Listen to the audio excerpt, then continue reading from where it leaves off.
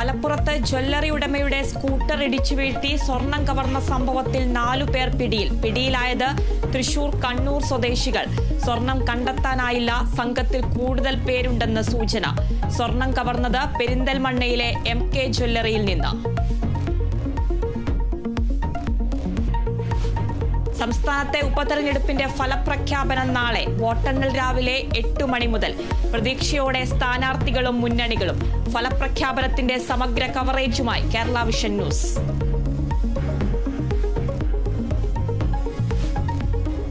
നിയമസഭാ തെരഞ്ഞെടുപ്പ് നടന്ന ജാർഖണ്ഡ്, മഹാരാഷ്ട്ര സംസ്ഥാനങ്ങളിലും നാളെ വോട്ടെണ്ണൽ.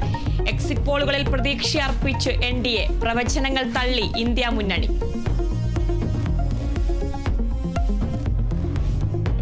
CPIM, CPI സംസ്ഥാന നേതൃയോഗങ്ങൾ ഇന്ന്. ഉപതെരഞ്ഞെടുപ്പിലെ വോട്ടിംഗ് കണക്കുകൾ വിലയിരുത്തും.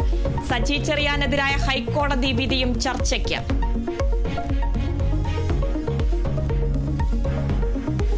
മുനമ്പം ഭൂമി പ്രശ്നം പരിഹരിക്കാൻ സർക്കാർ നീക്കം. മുഖ്യമന്ത്രി വിളിച്ച ഉന്നതതല യോഗം ഇന്ന് തിരുവനന്തപുരത്ത്. ഡീറ്റെയിൽ സർവേ നടത്താൻ ആലോചന. വഖഫ് ട്രിബ്യൂണൽ കേസ് ഇന്ന് പരിഗണിക്കും.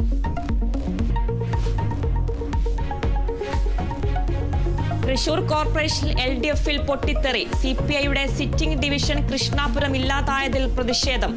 ഡിവിഷൻ വിഭജനത്തിൽ അതൃപ്തി പരസ്യമാക്കി കൗൺസിലർ ബീന മുരളി. ഡിവിഷൻ ഒഴിവാക്കിയതിൽ സ്ഥാപിത താൽപര്യമില്ലെന്ന് ആരോപണം.